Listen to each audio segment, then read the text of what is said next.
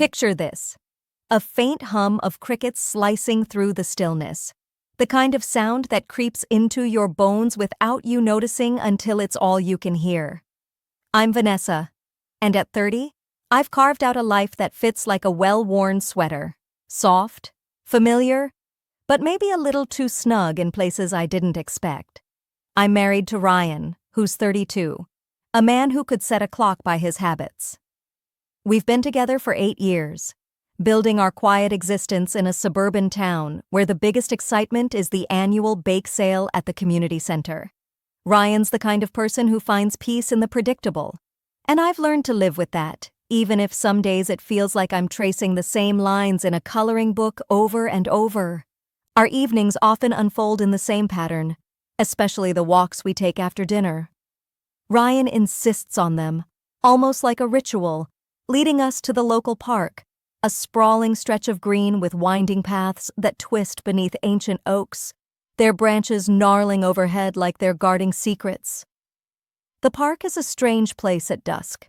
It's peaceful, sure, with the soft rustle of leaves and the distant bark of a dog echoing through the emptiness, but there's an eeriness to it too when it's nearly deserted. Under the dim glow of street lamps, the shadows stretch long and thin, and the occasional jogger or dog walker passing by feels like a fleeting intrusion into our little world. I can't help but watch them, wondering about their lives, their stories, while Ryan and I tread the same gravel paths night after night.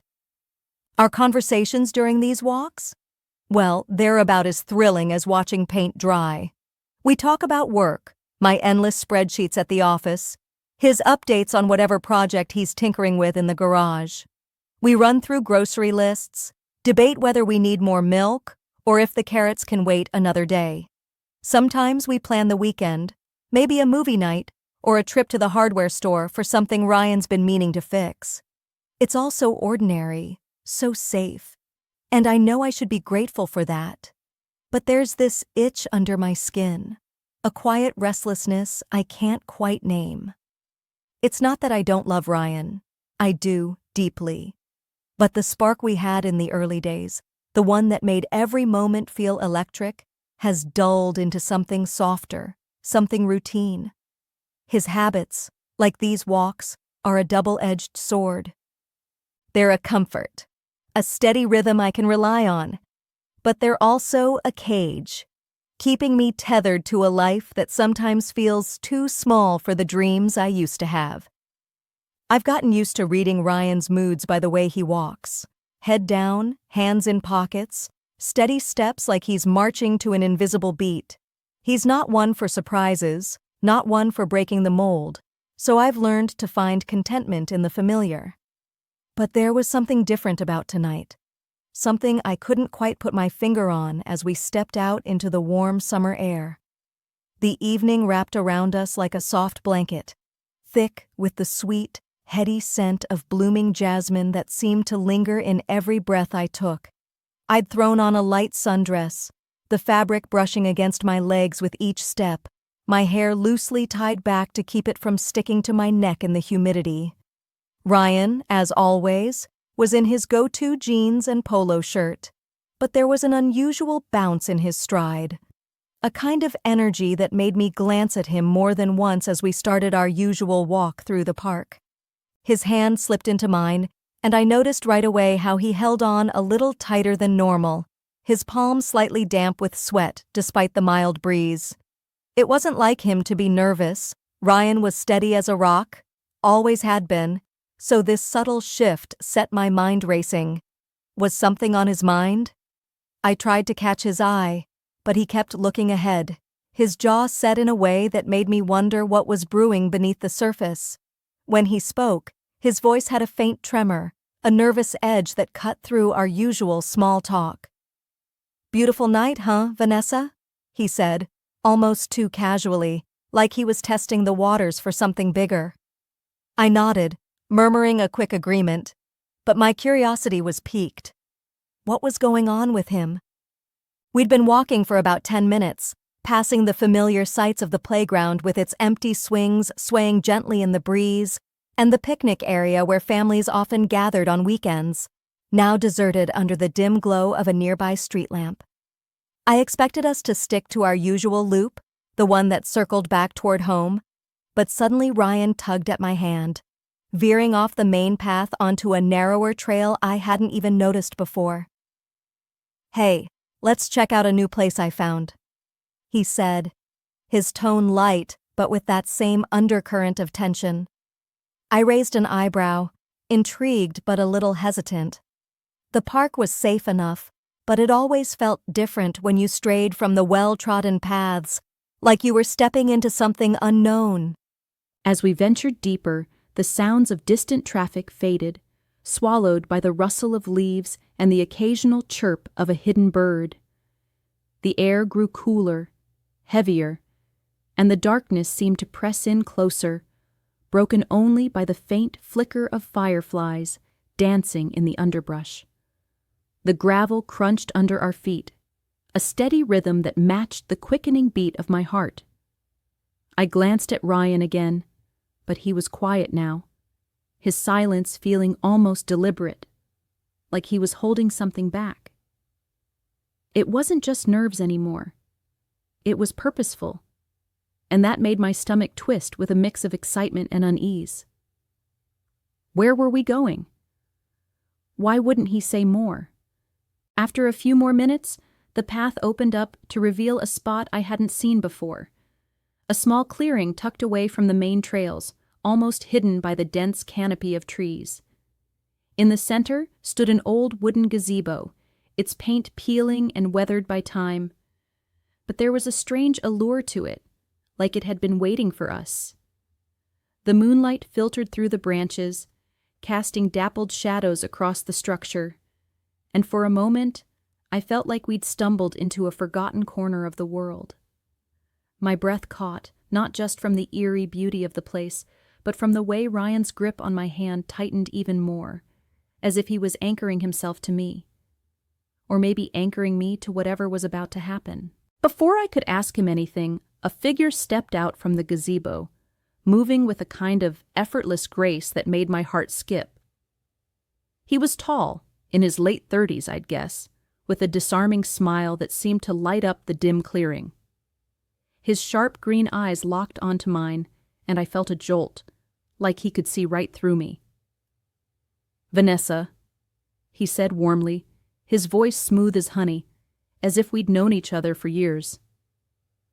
I froze, my mind scrambling to place him, but I was certain I'd never seen this man before in my life. He wore a dark jacket over a fitted shirt, casual but deliberate, and every step he took toward us exuded a confident ease that made the air feel heavier.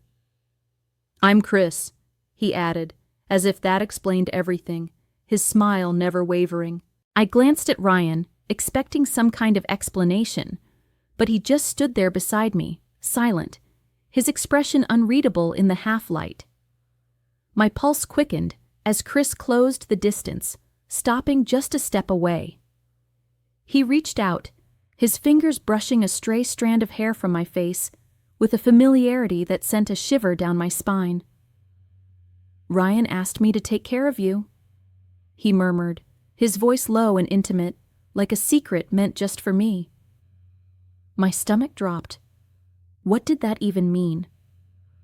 Confusion swirled in my chest, mingling with a flicker of fear. But before I could pull away or demand answers, I heard the faint rustle of movement behind us. 2 more men emerged from the shadows of the trees surrounding the gazebo, their steps slow and deliberate, like predators sizing up their prey. My breath hitched as I took them in. The first, Mark, was broad-shouldered, early 30s, with an intense gaze that seemed to pin me in place. The second, Ethan, was leaner, with sharp features and eyes that glinted with something unreadable. They didn't speak, didn't need to. Their presence alone was enough to make my skin prickle. Mark's hand brushed my shoulder as he passed, a fleeting touch that felt anything but accidental, while Ethan's fingers grazed my waist, sending an unexpected jolt through me. I should have stepped back, should have said something. But I was rooted to the spot, torn between shock and a strange, forbidden thrill that I couldn't or wouldn't acknowledge. I turned to Ryan, my heart pounding so hard I thought it might burst. He had to see this, had to step in, had to be as confused or angry as I should have been. But he wasn't. He stood a few meters away, watching, his eyes gleaming with something I didn't recognize at first. Then I saw it, a faint, unsettling smile curling at the corners of his mouth. My world tilted, the ground beneath me shifting as the realization hit like a punch. He wasn't surprised, he wasn't upset, he was complicit. He'd planned this, orchestrated every moment leading up to now. My husband, the man I thought I knew better than anyone, had brought me here for this. My mind screamed at me to run, to push past these strangers and drag Ryan away, to demand answers and reclaim some semblance of control. But my body betrayed me. There was a rush of adrenaline, a heat spreading through me that I couldn't ignore, even as shame clawed at the edges of my thoughts. Chris's hand lingered near my cheek, his touch light but possessive, and Mark and Ethan lingered just out of reach, their presence still heavy, like a storm cloud waiting to break. The silence that followed was suffocating, a thick, oppressive weight that pressed down on me until I could barely breathe. The air felt different now, denser somehow, charged with all the things left unsaid, all the questions I didn't dare voice. It was as if the world had paused, holding its breath, waiting for whatever came next. My legs trembled beneath me, unsteady as I reached down to adjust the hem of my sundress, the fabric clinging to my skin with a dampness I hadn't noticed before. I couldn't bring myself to look at Chris, Mark, or Ethan, who still hovered near the gazebo, their figures blurred at the edges of my vision. Their expressions were unreadable in the dim moonlight, but I could feel their eyes on me, assessing, waiting. I didn't want to know what they saw. Sweat prickled at the back of my neck, sliding down my spine in slow, uncomfortable trails. My heartbeat was a wild, erratic drum in my chest, so loud I was sure everyone around me could hear it, could sense the chaos tearing through me. Shame burned hot in my veins, a bitter taste at the back of my throat. But there was something else there too. Something I didn't want to name. Exhilaration. A reckless, dangerous thrill that pulsed alongside the guilt, making my skin flush and my breath come in shallow gasps. I hated myself for feeling it, for letting it take root even for a moment, but it was there, undeniable, twisting my thoughts into knots I couldn't untangle. What had just happened? What had I allowed to happen? And why wasn't I running, screaming, doing anything other than standing here, frozen in the aftermath? I heard the slow, deliberate crunch of gravel before I saw him move. Ryan. His footsteps were measured, almost too calm, as if he had all the time in the world. My body tensed instinctively, a flinch I couldn't control as he came closer. I kept my gaze fixed on the ground, on the scuffed tips of my sandals, on anything but him. I wasn't ready to face whatever I'd see in his eyes. But then his hand reached for mine, and I couldn't stop the sharp intake of breath that escaped me. His touch was gentle. Too gentle. Almost tender in a way that didn't match the storm raging inside me. My fingers twitched in his grasp, torn between pulling away and clinging to the familiarity of his warmth. I risked a glance at his face, just for a second, and what I saw there stopped me cold. No anger, no judgment, just calm. Satisfaction even. A quiet pride that flickered in the moonlight, illuminating the sharp lines of his jaw, the steady set of his mouth. It was a look I'd never seen on him before, and it sent a shiver skittering down my spine, colder than the night air. He didn't say a word, just intertwined our fingers with a firmness that felt both reassuring and possessive, like he was claiming me all over again. Then he started walking, leading me away from the gazebo, away from the lingering shadows of Chris, Mark, and Ethan. I followed, my steps faltering at first, my mind too tangled to resist. Behind us, the low murmur of the men's voices faded into the darkness, swallowed by the rustle of leaves and the distant hum of crickets. The park stretched out before us, vast and empty, the winding paths disappearing into the night. The moonlight cast long, jagged shadows across the ground, and every step we took felt heavier, like I was dragging the weight of what had just happened behind me. My sundress swayed against my legs, the fabric suddenly too thin, too exposed, and I crossed my free arm over my chest as if that could shield me from the thoughts clawing at my mind. Why had he done this? Had he planned every detail, every moment, from the second we left the house? The way he'd held my hand tighter, the nervous edge in his voice, the detour to this hidden corner of the park, it all made sense now, in a twisted, horrifying way. As Ryan led me further away from that haunting gazebo, the night seemed to close in around us, the park transforming into a labyrinth of secrets I wasn't sure I wanted to uncover. The gravel path beneath our feet gave way to softer earth, damp from an earlier drizzle, and the air grew thicker, laden with the musky scent of wet soil and pine. We were venturing into a quieter, more secluded part of the park now, far from the main trails, far from any lingering eyes or ears. The distant hum of crickets was the only sound, a relentless chorus that seemed to mock the turmoil churning inside me. My hand was still in his, and though every instinct screamed at me to pull away, to demand answers, I couldn't. Not yet. There was a part of me, small, shameful, but undeniable, that needed to hear what he would say next, needed to understand the depths of what I'd just stumbled into. We walked in silence for what felt like an eternity, the shadows of towering trees stretching over us like skeletal claws, their branches scraping against each other in the faint breeze. The moonlight barely penetrated here, casting everything in a muted, ghostly gray. My heart hadn't stopped racing since we left that clearing, each beat a reminder of the confusion and heat still simmering beneath my skin. I kept my eyes on the ground, watching the uneven terrain, afraid that if I looked at Ryan, I'd see something in his face that would shatter me completely.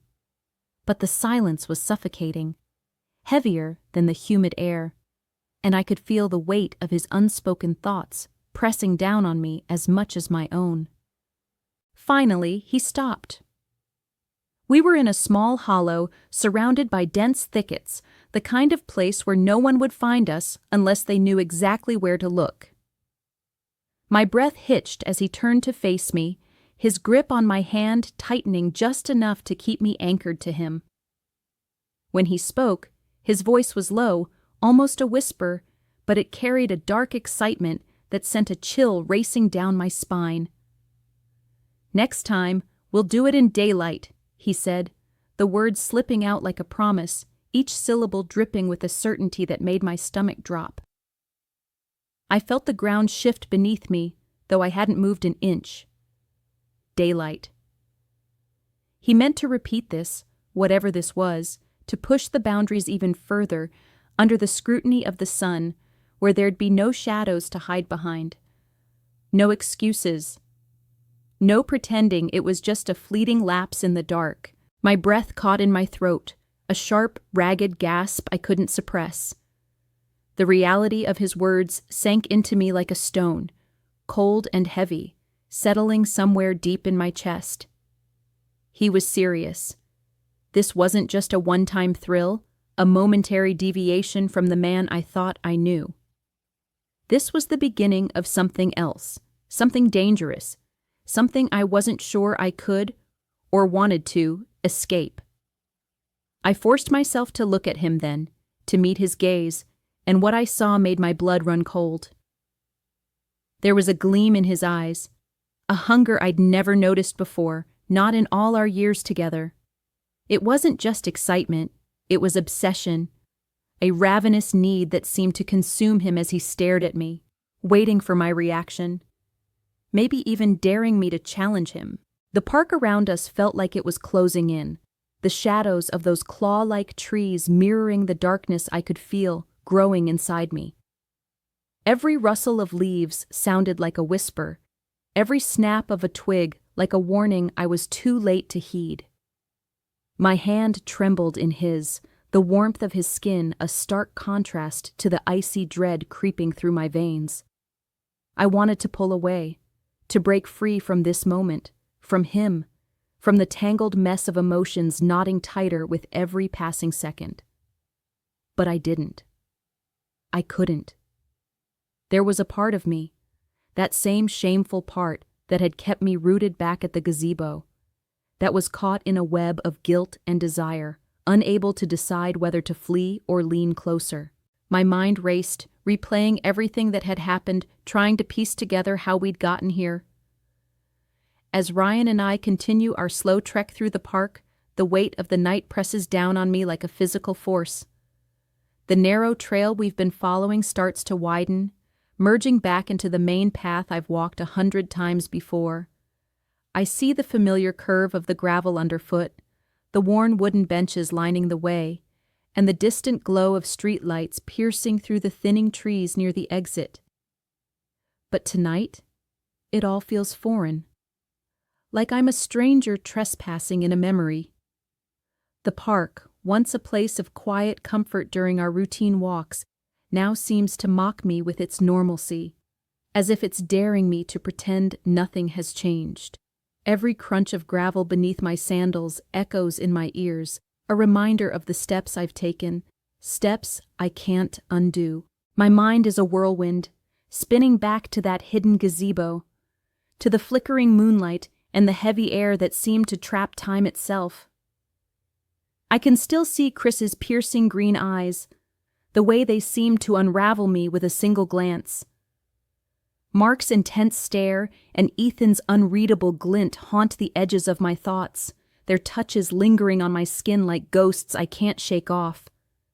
And Ryan, God, Ryan, standing there, watching it all unfold with that unsettling calm, that faint smile that turned my understanding of him inside out.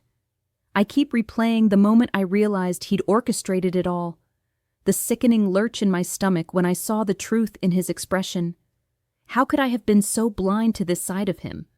How could 8 years of marriage hide something so dark, so deliberate? I steal a glance at him now as we walk side by side, his hand still holding mine with that same firm, possessive grip. He's silent, his face a mask of quiet composure, but his presence feels heavier than ever. It's like he's a different person, or maybe I'm the one who's changed, seeing him through a fractured lens. There's a tension radiating from him, an unspoken energy that coils around me, making it hard to breathe. I want to ask him why he did this, why he wanted this. But the words stick in my throat, choked by a mix of fear and something else, something I'm ashamed to admit. Part of me dreads his answer, but another part, a smaller, reckless part, hungers for it, drawn to the unknown like a moth to flame. Inside, I'm tearing myself apart. There's the Vanessa who's horrified, who's screaming at herself for not running when she had the chance, for letting those moments at the gazebo unfold without a fight. I think of the vows we made, the promises of loyalty and trust whispered under a sunlit sky all those years ago. I betrayed them tonight, didn't I? Even if I didn't fully understand what was happening at first, I let myself be carried by the current, let those forbidden feelings stir in me. The guilt is a sharp blade, cutting deeper with every step, reminding me of the life I thought I knew, the life I'm not sure I deserve anymore. How can I go back to being the wife who laughs over dinner, who plans mundane weekends? When I've crossed a line I didn't even know existed until tonight, but then there's the other Vanessa, the one I barely recognize, whispering in the shadows of my mind. She's the one who felt the rush, the electric thrill that coursed through me when Chris's fingers brushed my face, when Mark and Ethan's presence charged the air with something dangerous. She's the one who, for a fleeting moment, didn't want to pull away, who craved the edge of the unknown even as it terrified her. I hate her for existing, for making me question everything I thought I stood for. But she's there, undeniable, pulling at me with a force I can't ignore. It's like a door has been opened, one I didn't even know was there, and now I can't stop wondering what lies on the other side.